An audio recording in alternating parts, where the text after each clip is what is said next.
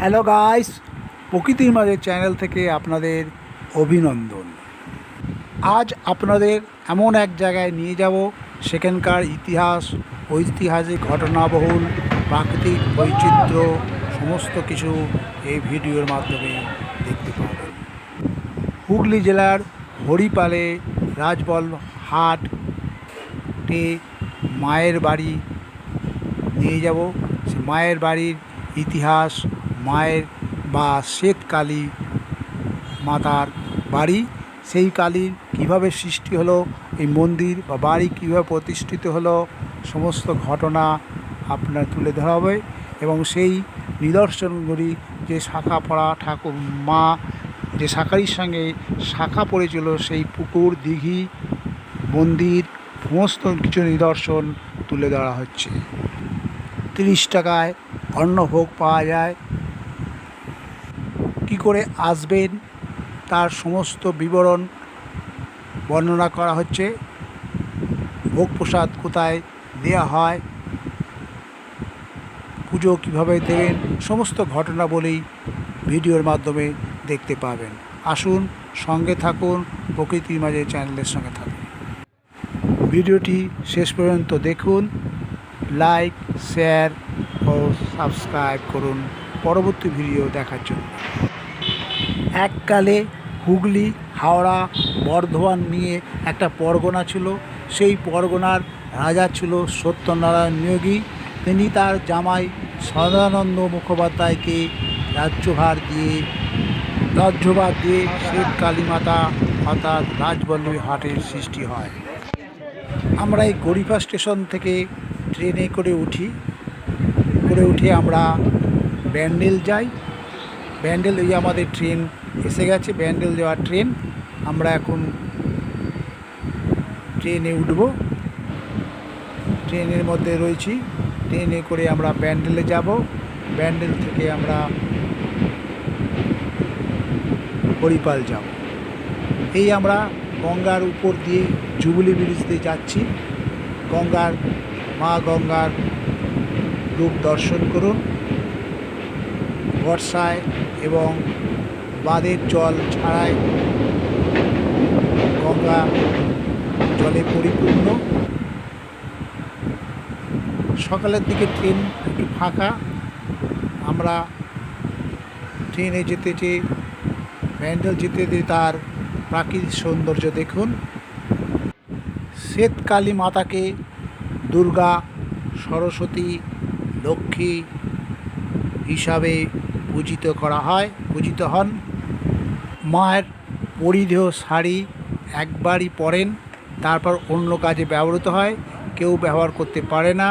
বর্তমানে শাড়ি কমে গেলে মাটিতে পুঁতে দেওয়া হয়। আমরা এই ব্যান্ডেল স্টেশনে ঢুকে পড়েছি। হাওড়া যাওয়ার অর্থাৎ শেওড়াফুলি যাওয়ার ট্রেনের অপেক্ষা রয়েছি। আমরা এখন শেওড়াফুলি স্টেশনে রয়েছি। এখান থেকে আমরা হরিপাল যাওয়ার ট্রেন ধরবো। এই যে 2 নম্বর স্টেশনে ট্রেন দাঁড়িয়ে রয়েছে, এই ট্রেনে করে আমরা হরিপাল যাব। আমাদের গড়িফা থেকে হরিপাল যাওয়ার টিকিটের ভাড়া 30 টাকা। রাজা সদানন্দ রায় উপাধি গ্রহণ করে রাজসিংহাসনে বসেন এবং শিকার করতে গিয়ে শ্বেত মাতা বা রাজবল্লভী মাতার কন্যারূপে সাক্ষাৎ পান। এই হচ্ছে হরিপাল স্টেশন। এখানে আমরা নামলাম। এই রাস্তা দিয়ে বেরিয়ে আমরা এই টেকার ধরব। টেকারে মাথা পিছু 30 টাকা ভাড়া। ওই যে টেকারটা দাঁড়িয়ে রয়েছে, এই টেকারে করে আমরা রাজবল্লভ হাট যাব। চলুন, পথে যেতে যেতে কথা হবে এবং পথের প্রাকৃতিক পরিবেশ আপনারা দেখবেন প্রকৃতির মাঝে চ্যানেলের সাথে। আসুন, সঙ্গে থাকুন। লাইক, শেয়ার ও কমেন্ট করুন। পরবর্তী ভিডিও দেখার জন্য সাবস্ক্রাইব করুন। পথে যেতে যেতে আমরা এখানকার উচ্চ বিদ্যালয় দেখতে পেলাম। এই লেভেল ক্রস করে আমরা এগিয়ে চলেছি। ক্লান্ত হয়ে রাজা সদানন্দ এক কাপালিকের সঙ্গে দেখা পান এবং নিকটবর্তী এক শ্মশানে তিনি মায়ের নাম করেন এবং কন্যারূপে মা তাকে দেখা দেন। তো মায়ের আদেশেই এই শ্বেতকালী মাতার মন্দির বা বাড়ি তৈরি হয় এবং মা তাকে বলেছিলেন যে বাড়ির আদলে মন্দির করতে হবে এবং তার গায়ের রং করতে হবে। পরবর্তী ঘটনা আপনারা পুরোহিত গুরুপদ ব্যানার্জির মুখে শুনবেন এই ভিডিওর মাধ্যমে। আমাদের ভাগ্য খুব ভালো, আজ বৃহস্পতিবার, বুধবার এখানকার গাড়ি ঘোড়া বন্ধ ছিল, বাঁধের জলে রাস্তাঘাট ডুবেছিল। সত্যিই আমরা ভাগ্যবান। সবুজ পান্তটের বুক চিরে কালো সর্পিল অর্থাৎ সর্পিল রাস্তা দিয়ে আমাদের গাড়ি ছুটে চলেছে আমাদের গন্তব্য শ্বেতকালী মাতার মন্দির বা রাজবল্লভী মাতার মন্দির বাড়ি। চলতে চলতে আমরা ঝাউতলা মোড়ে উপস্থিত হয়েছি। ডান দিক থেকে যাব, ডান দিক দিয়ে গাজার মোড় হয়ে আমরা রাজবল্লভী হাট যাব। চলুন সঙ্গে থাকুন।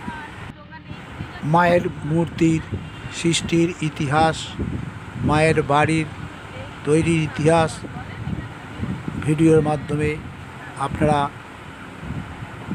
এখানকার পুরোহিতের মুখে সেই ঘটনাবহুল কথা শুনতে পারবেন। প্রকৃতি আমাদের চ্যানেলের মাধ্যমে আমাদের গাড়ি এগিয়ে চলেছে গাজার মোড়ের উদ্দেশ্যে।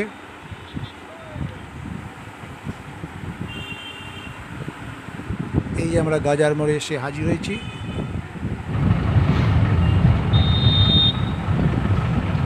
সবুজ প্রান্তরের মধ্য দিয়ে বিশুদ্ধ অক্সিজেন নিতে আমরা আটপুর অঞ্চলে এসেছি। এখানে রামকৃষ্ণ মঠ,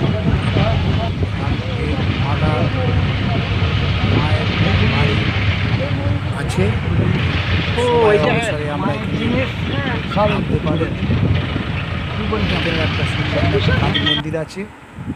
আমরা চলতে চলতে আমরা মায়ের বাড়ি অর্থাৎ শ্বেতকালী মাতার মন্দিরের সম্মুখে এসে হাজির হলাম।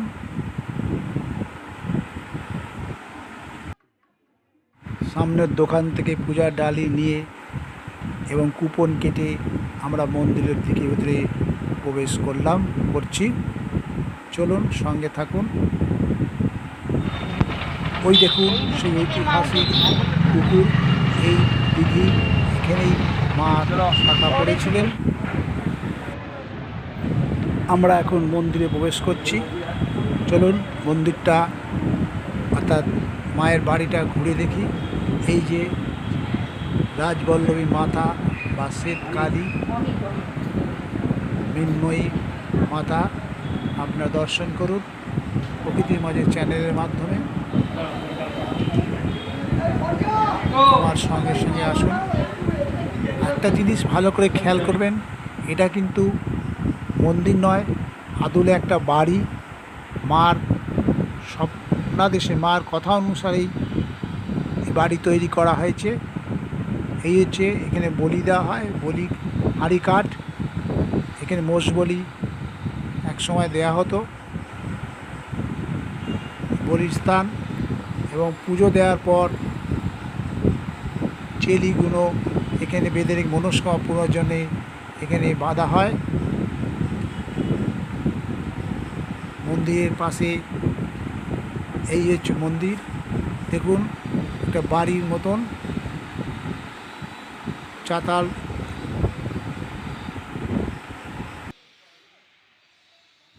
মাঝখানে নাট মন্দির।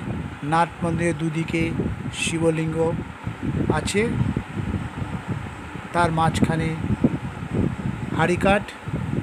এই যে মায়ের বাড়ি, দেখুন বাড়ির আদলে মন্দির হচ্ছে, বাড়ির আদলে মন্দিরটি সারাদিনই খোলা থাকে। একে ভোগ প্রসাদ গ্রহণ করার জন্য 30 টাকা দক্ষিণা দিতে হয়। 30 টাকার বিনিময়ে আপনারা ভোগ প্রসাদ পাবেন। ধূপদানি দেওয়ার সুন্দর ব্যবস্থা রয়েছে। মন্দিরের ভেতর দিয়ে মায়ের পেছনে দরজা আছে, সেই এই গেট দিয়ে গেলে আমরা অঞ্জলি দেওয়ার জন্য ব্যবস্থা আছে।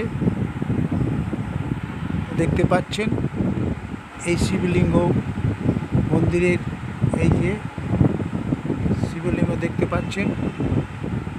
আসুন,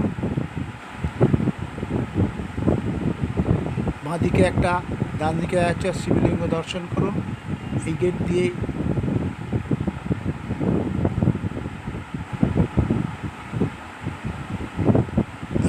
দিয়ে গেলেই সেই উঠান পাবেন, যেখানে দোকানপাট বসে আছে। দোকানপাট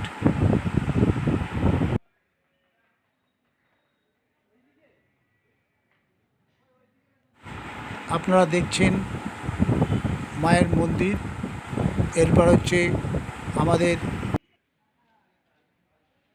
এখানে মায়ের কাছে কিছু চাওয়ার জন্যে এখানে দড়ি বেঁধে রেখে দেওয়া হয়। ইচ্ছা পূরণ মানত করলে করার জন্য এখানে দড়ি বাঁধা হয়। আর ওই যে প্রান্তে ধূপ জেলে ধূপ রাখা হচ্ছে।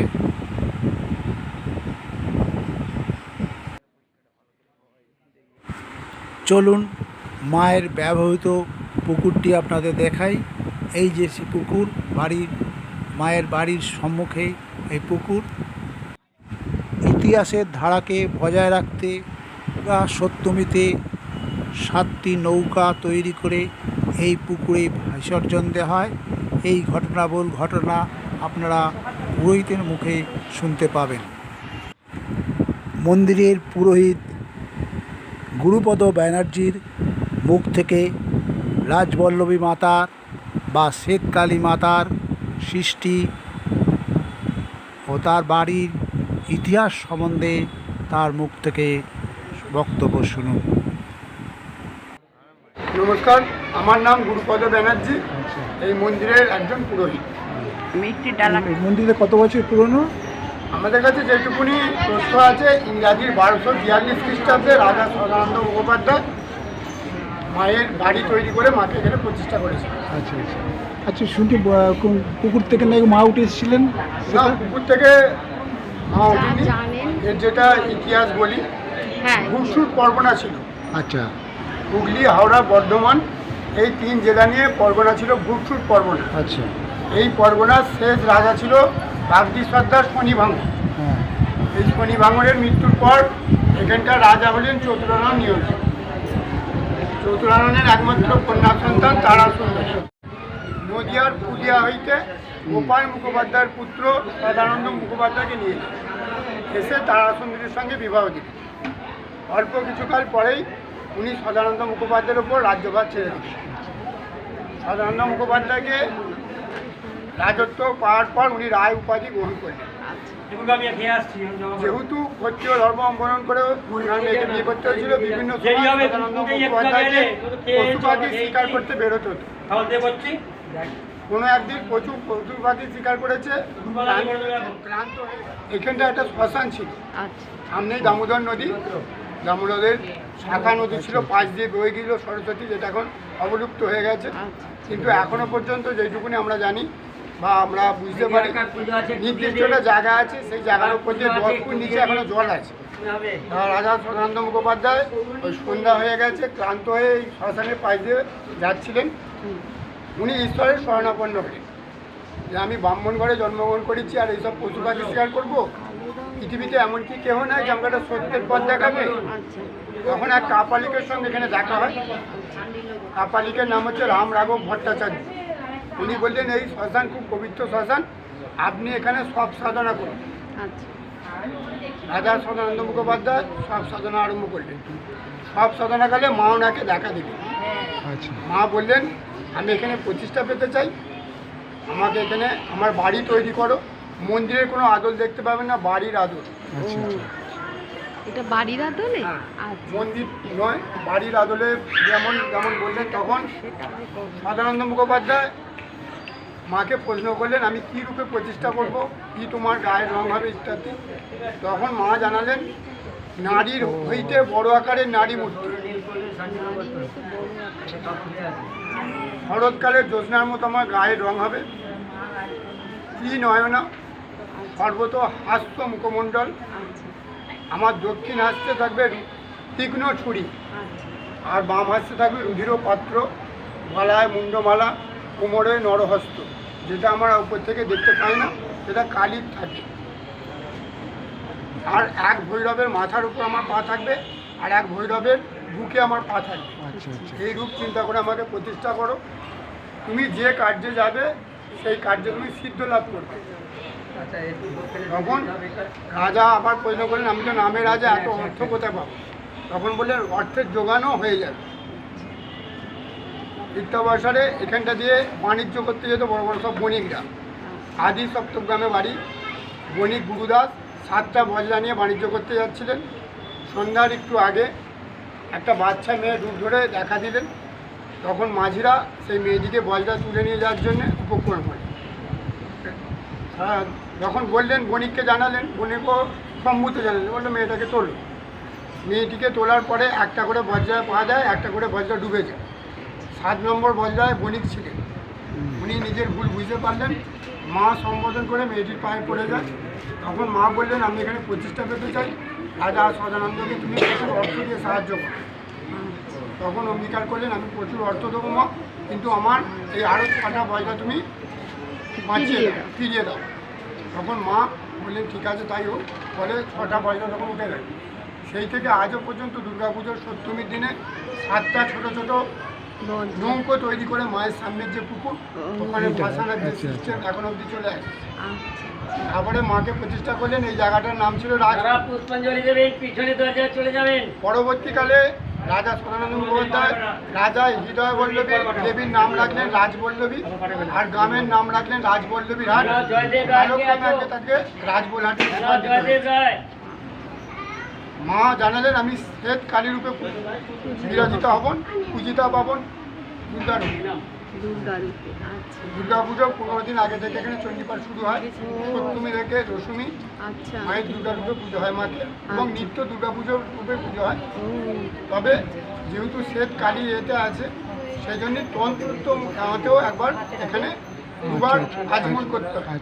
পর থেকে এখানে যেটা হলো মায়ের নির্দেশে সব কিছু সবজি দিয়ে মাছ দিয়ে একটা ঘন্ট হয়।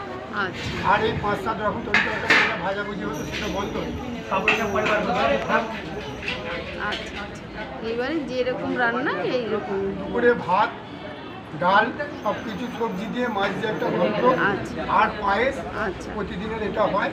কোনো ভক্ত যদি এখানে ভান্ডারা দেন তার জন্য খিচুড়ি করা হয়, খিচুড়ি করা যেতে পারে, ভাজাভাজি কিছু করা যায়। আরও ইতিহাস আছে, সামনে যে মায়ের একটু এগিয়ে গেলে মায়ের দিঘি আছে। হ্যাঁ সেটা দিঘিতে যেটা রাত দিঘির যে ঘটনা, ওখানে মা শাঁখা পান হাত দেখিয়েছিল। এক শাঁখারই সারাদিন প্রচণ্ড গরম, শাঁখা বিক্রি হয়নি। দুপুরে ওই দিঘির জল পান করে ওখানে বসে পড়লেন যে আজকে একটা শাঁখা বিক্রি করতে পারলাম নেই, বাড়িতে মা বাবা ছেলে পুলে স্ত্রী সব আছে, কি খাওয়াবো। তখন এক বাচ্চা মেয়ে রূপ ধরে ওনার কাছে গেলেন, শাঁখারির কাছে, শাঁখা পড়তে চাইলেন।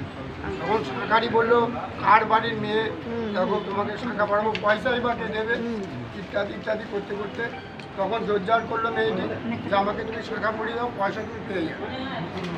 শাঁখারি একটা শাঁখা পড়ানোর যে পয়সা, সেই লোভেই মাকে শাঁখা পড়ানোর জন্য শাঁখা বার করে যেই মায়ের গায়ে হাত দিল উনি চমকে উঠেছিল। তারপরে শাঁখা পড়িয়ে দিলেন। পয়সা চাইতে উনি বললেন রাজবাড়িতে যাও, পুজঙ্গিতে পয়সা রাখা আছে। রাজাকে আসে বলতে রাজা খুব পূর্ণ হলেন, কী যাতা বলছো, আমার মেয়ে শাঁখা পড়েছে, তুমি দেখাতে পারবে? আর যদি দেখাতে না পারো তোমার প্রাণদণ্ড হবে। তখন রাজাকে নিয়ে দিঘির কাছে গেল, যে আর শাঁখারি মাকে কিছু দেখতেও পেলনি, মাকেও দেখতে পায়নি, উনি কান্নায় ভেঙে পড়লেন। তখন মা দুটো হাত দিঘির মাঝখান থেকে শাঁখা পড়া অবস্থায় দেখতেছিল যে আমি এখানেই আছি।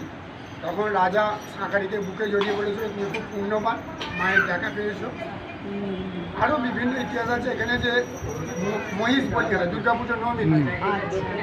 আমাদের বাৎসরিক বলি বছরে দুটো হয়। সরস্বতী পূজার দিন একটা বলি হয়, ষাট বলি হয়। আর মায়ের কাছে ভিতরে আরও কিছু দেবদেবী আছেন, যেমন বাসুদেব আছেন, লক্ষ্মী আছেন, নীল সরস্বতী আছেন, ভগবতী দুর্গা আছেন। আমরা একটু দেখতে আর পাই। নীল না, পাঁঠা বলি, মহিষ বলি এবং ষাট বলি। এইখানটাই এই বলি কীভাবে শুরু হয়েছিল, তখন ওই দিয়ে দাও। রানী বললেন রাজবলহাটের রাজবল্লভী মন্দিরে একটি বুনো মহিষ এবং মেষ আচ্ছা। একই সাথে বলি করতে। ওই বলিদানের রক্ত নিয়ে ভবশঙ্করী রাজা রুদ্রনারায়ণকে বলি দিলেন। আর তখনকার দিনে জবার মালা দুজনকে বিনিময় করে বিবাহ সূত্র আবদ্ধ হয়েছে। তখন থেকে আজও পর্যন্ত ওই দুর্গাপুজো নবমীর দিনে এই মহিষ এবং মেষ বলি একা খাতেই আর না, একাকাতে হয় দুটো আলাদা ব্যাপার। আচ্ছা। মহিষটা আলাদা বলি হয়, মেষটা আলাদা বলি হয়। এই মসজিদটা কি এখন সংস্কার হয়ে এখন হয়েছে না? বিভিন্ন সময় বিভিন্ন এতে সংস্কার হয়। মা মিন্ময়ী মূর্তি উপর থেকে দেখলে বোঝা যায় না, মনে হবে ও পাথরের। মিনময়, হ্যাঁ পাথরের মতো লাগছে। তাহলে কিসের মূর্তি এটা? মাটি। মাটি। 12 বছর অন্তর অন্তর 12 থেকে 14 বছর ছাড়া মাকে পুরোপুরি নিরন্তর ওরা তো ভালো নতুন করে মূর্তি তৈরি হয়। ঘর বন্ধ করে ঘর বন্ধ। না, কেউ দেখতে পায় না, ঘরের মধ্যেই তৈরি হচ্ছে। বাহ।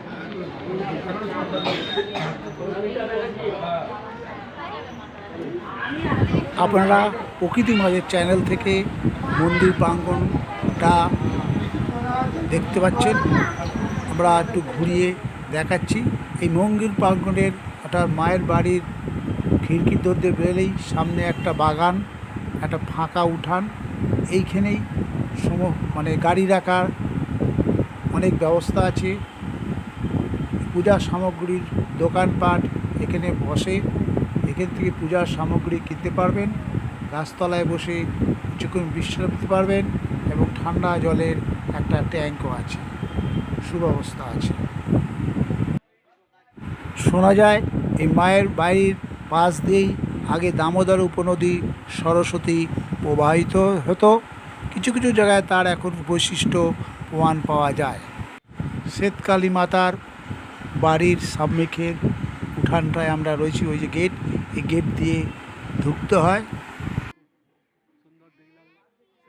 1:30 থেকে ভোগ প্রসাদ দেওয়া হবে।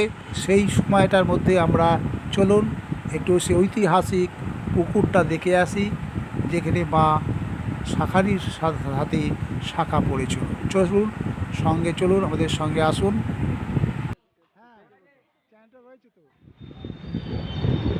আমি তো এই সেই দিঘির যেখানে এই ঘাটে মা শাখারির হাতে শাখা পড়েছিলেন এবং এই পুকুর থেকে নাকি শাখা পড়া হাত দেখিয়েছিলেন।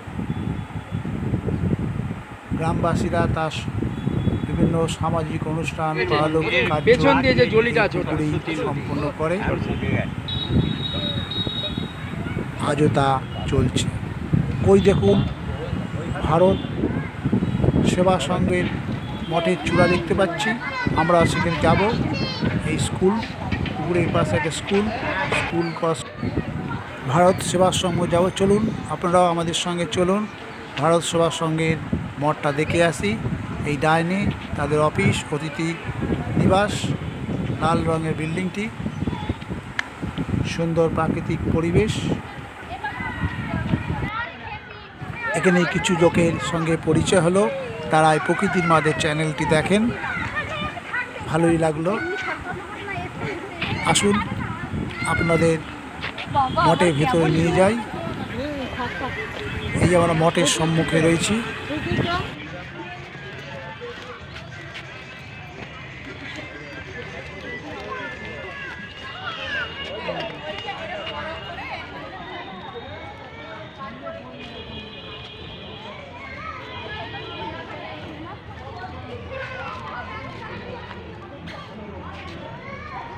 চলুন ভেতরে প্রবেশ করি।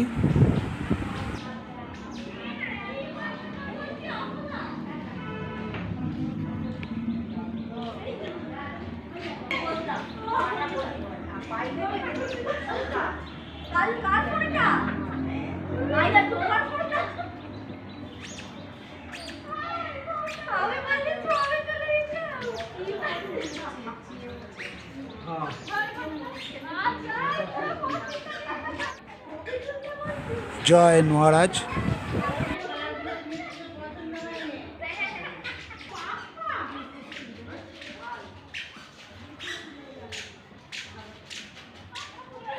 আপনারা কোথা থেকে আসছেন সব? তারকেশ্বর থেকে। এই প্রথম? আমরাও প্রথম। আপনি কিসে ছাড়বেন এটা? ইউটিউবে ছাড়ো। ইউটিউবে? হ্যাঁ ছাড়ুন ছাড়ুন।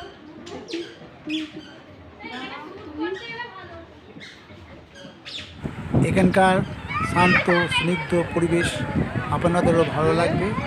চলে আসুন সময় বুঝে। বলছি কোথা থেকে আসছেন? এইখানে কি প্রথম? বাহ, কেমন লাগছে? খুব ভালো।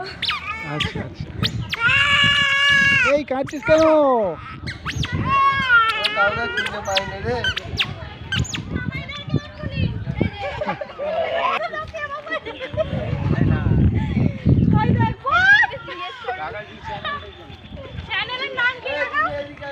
প্রকৃতির মাঝে।